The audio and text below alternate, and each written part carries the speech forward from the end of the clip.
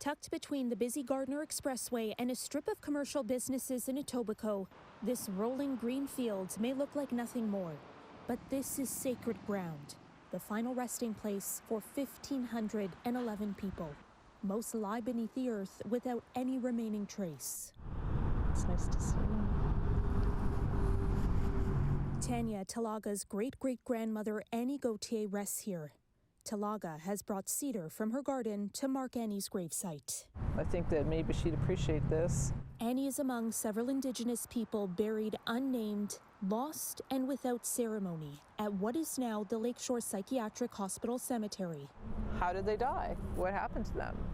What happened to Annie? All died at the former asylum, now a Humber College campus, and were placed in plots in a nearby field between 1890 to 1974. No one phoned. No one said, would you like her back? Talaga's family always knew Annie was a patient, but didn't know the location of her remains until now.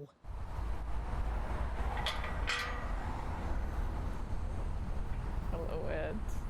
Hi, Tanya. So good to see you. Lovely to see you, too. Thanks for coming. Ed Yanuszewski brings with him a thick file of charts and maps related to the cemetery. We need to measure out on the ground.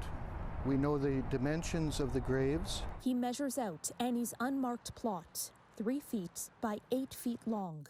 The middle of the gravesite will be about here. This has become his life's work, helping families like Talaga's reclaim their lost loved ones. We assume that all of the graves at some point perhaps had a wooden cross at the time, but have long gone deteriorated. Yanuszewski worked for the Lakeshore Hospital before it closed.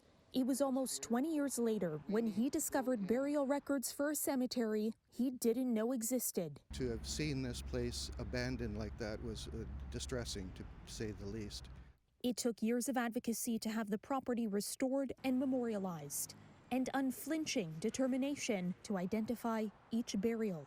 I can't believe she's been here my whole life. I mean, I was born and raised in Toronto. It also gives Talaga pause.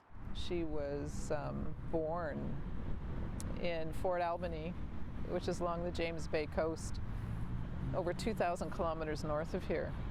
Annie is one of the many thousands of Cree, Anishinaabe, Haudenosaunee, First Nations women that were taken in this country. Taken and waiting to be found. Thanks to Yanuszewski, Annie has been found. But her spirit needs to know it's okay to go. Our people are everywhere, and it's time to bring them home. That's what this is about. Further investigation is still needed to determine how many of the unmarked graves are of Indigenous people and children, and which communities they were taken from.